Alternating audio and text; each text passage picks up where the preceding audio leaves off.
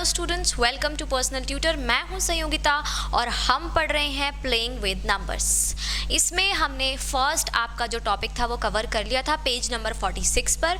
अब हम next topic पर आ रहे हैं factors and multiples, page number 47। तो लेट्स स्टार्ट विद दिस। सबसे पहले यहाँ पर मैं आपको बता दूं कि जो फैक्टर्स हैं वो हम डिस्कस कर चुके हैं पहले वाले पार्ट 1 वीडियो में, तो आप उसे ज़रूर देख लीजिए। और आज हम फैक्टर्स और मल्टीपल्स दोनों को मर्ज करके पढ़ने वाले हैं।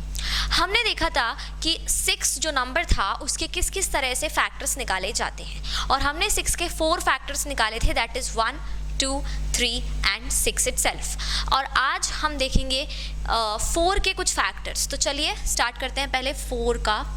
अब जब भी आप किसी नंबर के फैक्टर्स निकालते हैं तो उनका बेस क्या होता है, वो नंबर कंप्लीटली डिवाइड हो रहा है या नहीं। तो वही चेक कर रहे हैं हम यहाँ पर कि 1 से जो 4 है वो कंप्लीटली डिविजिबल है या नहीं। So let's check that. 1 अगर आप चेक करेंगे 4 से तो 1 4 टाइम्स हो जाएगा 4 0। तो यहाँ पर ये जो है 4, ये 1 जो है ये कम्प्लीटली डिवाइड हो रहा है विद रिमाइंडर 0। रिमाइंडर 0 आ जाता है मतलब ये कम्प्लीटली डिविजिबल है। रिमाइंडर में अगर कोई नंबर बच रहा है तो फिर वो डिवीजन कम्प्लीटली डिविजिबल नहीं है, मतलब यहाँ पर ये 4 जो है ये 1 से कम्प्लीटली डिविजिबल है, ऐसा हम कह सकते हैं। सेकेंड आएंगे 2 से करके देखते हैं।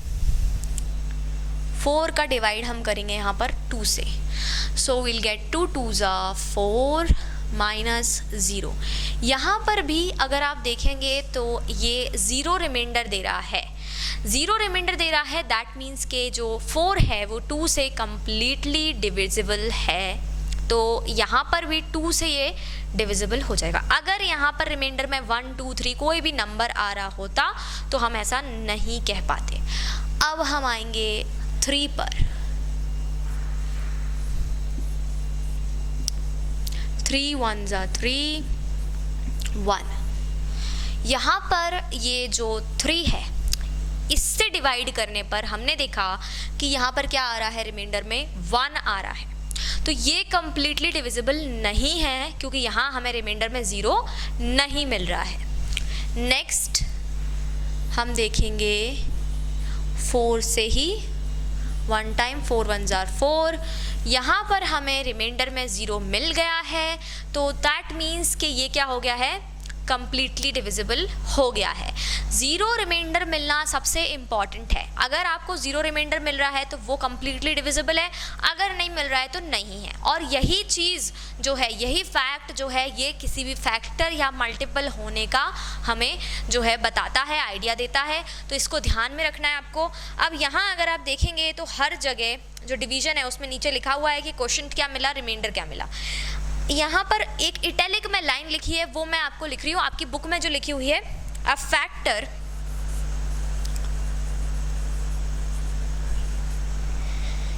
Of a number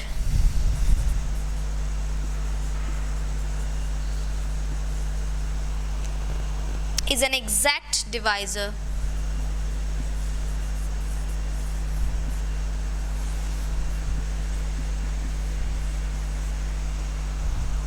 of that number.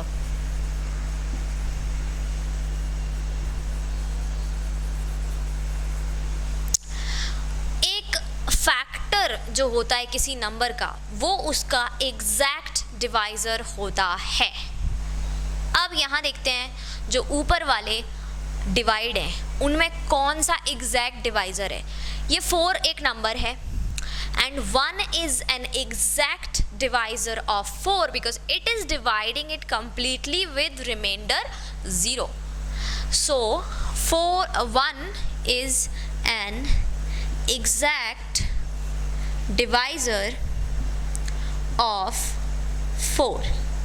Second में देखेंगे 2 is also an exact divisor of 4 because it is also dividing the 4 completely with remainder 0.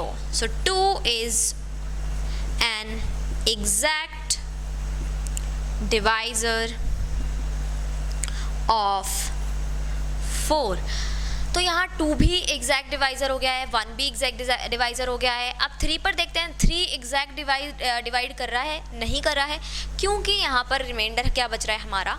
1 बच रहा है, तो ये एग्जैक्ट डिवाइज़र नहीं होगा। नेक्स्ट अगर आप देखें 4, तो 4 से भी ये कम्प्लीटली डिविजिबल है, तो मतलब 4 भी क्या हो जाएगा? एक exact divisor. 4 is an exact divisor of 4। ये बहुत ऑब्वियस सी बात थी, 4 is an exact divisor of 4, क्योंकि कोई भी नंबर खुद को कम्प्लीटली डिवाइड तो कर ही लेता है, right. And second thing is ये वाला जो फर्स्ट वाला है, 1 is an exact divisor of 4। 1 से भी आप किसी भी नंबर को कम्प्लीटली डिवाइड कर सकते हैं। आपका 1 से आप किसी भी नंबर को जब डिवाइड करेंगे तो आपको रिमाइंडर हमेशा क्या मिलेगा? 0 मिलेगा। और अगर आप किसी भी नंबर का खुद उस नंबर से ही डिवाइड करेंगे तो भी आपको रिमाइंडर क्या मिलेगा? 0 मिलेगा। तो मतलब ये दो चीज़ें, 1 और नंबर जो खुद है वो, ये दोनों हमेशा उनके एग्जैक्ट डिवाइज़र तो रहेंगे ही, और बाकी एक्स्ट्रा जैसे ये 2 आ गया, एक्स्ट्रा कोई और नंबर्स भी आ सकते हैं।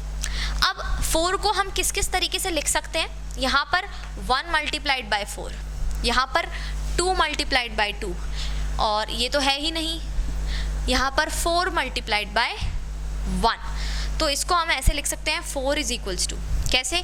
1 मल्टीप्लाइड बाय 4 लिख सकते हैं, 2 मल्टीप्लाइड बाय 2 लिख सकते हैं, 4 मल्टीप्लाइड बाय 1 लिख सकते हैं। यहाँ पर हमें कितने नंबर्स दिख रहे हैं टोटल? एक तो 1 दिख रहा है, एक 2 दिख रहा है, 4 दिख रहा है। तो 1, 2 एंड 4 ये तीनों नंबर्स जो हैं ये क्या हो जाएंगे? 4 के फैक्टर्स हो जाएंगे। इन्हें क्या हम कहते हैं? फैक्टर्स कहते हैं। तो इन डिवीजन से और एग्जैक्ट डिवाइज़र कौन से हैं उनसे हमने पता लगाया कि 4 के जो फैक्टर्स हैं वो कौन कौन से होते हैं? 1, 2 एंड 4। मतलब ये वाली लाइन पढ़ेंगे अब, a factor of a number is an exact divisor of that number. किसी भी नंबर का फैक्टर उसका एग्जैक्ट डिवाइज़र होता है। तो यहाँ पर ये था एग्जैक्ट डिवाइज़र, फैक्टर्स का कॉन्सेप्ट। अब यही इसी से हम एक मल्टीपल्स का कॉन्सेप्ट निकालेंगे। ये वाले नंबर्स 4 के फैक्टर्स हैं। इन नंबर्स का 4 जो है वो क्या है? मल्टीपल है। इन नंबर्स का 4 जो है वो मल्टीपल है। बस यही आपको याद रखना है। 1 का मल्टीपल भी 4 है, 2 का मल्टीपल भी 4 है, और 4 का मल्टीपल भी 4 है। मतलब 2 को जब आप 2 का टेबल जब आप पढ़ते हैं तो उसमें कहीं ना कहीं 4 मिलता है। सो बस that is why 4 is a multiple of 2। 4 का टेबल पढ़ते हैं तब भी आपको 4 मिलता है, 1 का टेबल पढ़ते हैं तब भी आपको 4 मिलता है। तो बस इस तरह से अदर वे राउंड चलता रहता है। अगर आपको फैक्टर्स पता है तो आप मल्टीपल जानते हैं, अगर आपको मल्टीपल पता है तो आप फैक्टर्स जानते हैं। तो दोनों ही आपस में क्या है? मर्ज्ड कॉन्सेप्ट्स हैं। यहाँ पर हमने फैक्टर्स एंड मल्टीपल्स डिस्कस कर लिया। अब यहाँ कुछ एक पॉइंट्स हैं जो हम यहाँ डिस्कस करेंगे।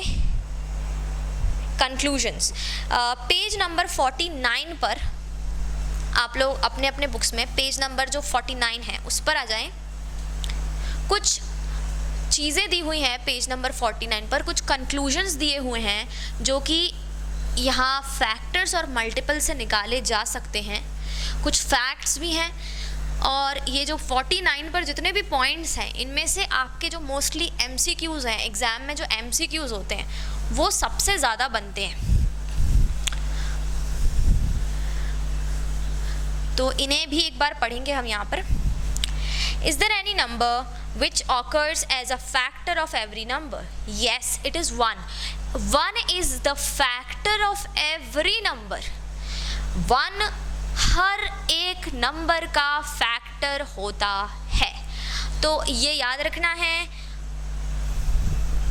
1 is a factor of every number। ये आपको यहाँ पर याद रखना है। 1 is the factor of every number. 1 जो है वो हर एक नंबर का फैक्टर होता है। Now can 7 be a factor of itself? Can 7 be a factor of itself. जैसे अभी हमने देखा कि 4 जो है वो 4 का फैक्टर खुद था, ऐसे ही हर एक नंबर अपना खुद का फैक्टर होता है, क्योंकि 7 की टेबल में तो 7 आएगा ही, 8 की टेबल में तो 8 आएगा ही, 18 की टेबल में 18 आएगा ही, 27 की टेबल में 27 आएगा ही। तो मतलब हर एक नंबर अपना खुद का एक फैक्टर होता है। तो एक नेक्स्ट जो हमारा पॉइंट है वो है every number is a factor of itself. Every number is a factor of itself. Next, third point. What are the factors of 16? They are 1, 2, 4, 8 and 16. Out of these factors, do you find any factor which does not divide 16? Try it for 20 and 36. You will find that every factor of a number is an exact divisor of that number. ये factor की definition फिर से third point में आ गई है. Every factor of a number is an exact divisor of that number. ये पूरी definition factor की है कि अगर कोई एग्जैक्टली डिवाइड नहीं कर पा रहा है रिमाइंडर 0 के साथ तो वो उस नंबर का फैक्टर हो ही नहीं सकता, वो उस नंबर का फैक्टर बिल्कुल भी नहीं होगा. फोर्थ पॉइंट क्या कह रहा है? Every factor is less than और equal to the given number. हर फैक्टर या तो नंबर से छोटा होगा या तो उसके इक्वल होगा, उससे बड़ा नहीं हो सकता. जैसा अभी हमने देखा तो every factor is less than और equal to the given number. Next fifth point, number of factors of a given number are finite. देखिए यहाँ पर समझिए, इस फिफ्थ पॉइंट को मैं पूरा पढ़ रही हूँ. The number 76 has 5 factors. How many factors does 136 और 96 have? You will find that you are able to count the numbers of factors of these each of these, though you may find it difficult to factorise such numbers. यहाँ पर पूरा का पूरा आपको ये बताया हुआ है कि जब भी आप किसी नंबर के फैक्टर्स निकालते हैं तो वो हमेशा काउंटेबल होते हैं. जैसे हमारा जो काउंटिंग है, जो हमारी टेबल्स हैं, वो कभी भी ख़त्म नहीं होने वाली हैं, इनफाइनाइट हैं. लेकिन एक नंबर अगर आपको दे दिया तो उसके फैक्टर्स आप हमेशा काउंट कर सकते हैं कि कितने फैक्टर्स आएंगे. वो हमेशा लिमिटेड नंबर के फैक्टर्स होते हैं एक पर्टिकुलर नंबर के. तो यहाँ पर हम लिख देंगे फाइनाइट का मतलब होता है काउंटेबल. तो number of factors of a given number are finite. हमेशा काउंटेबल होंगे. यहाँ मैं ब्रैकेट में काउंटेबल भी लिख रही हूँ. ये हमेशा कैसे होंगे? काउंटेबल होंगे. Next is every multiple of a number is greater than or equal to that number. Sixth, every multiple of a number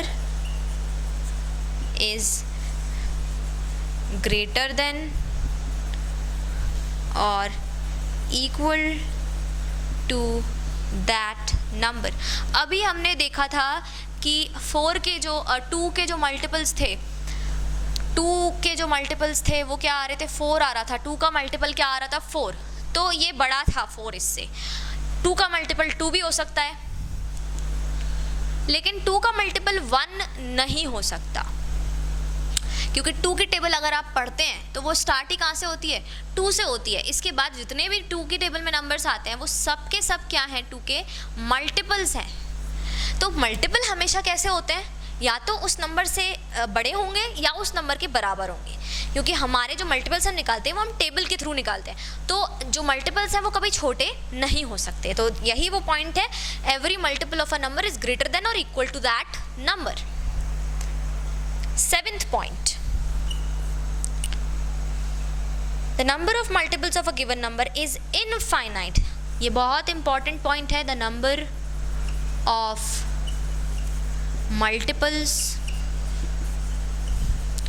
of given number is infinite।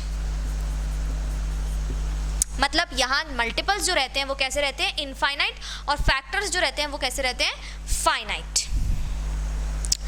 Next one is every number is a multiple of itself. Her number, every number is a multiple of itself. ये बहुत important point है कि हर number जो है खुद का ही multiple होता है।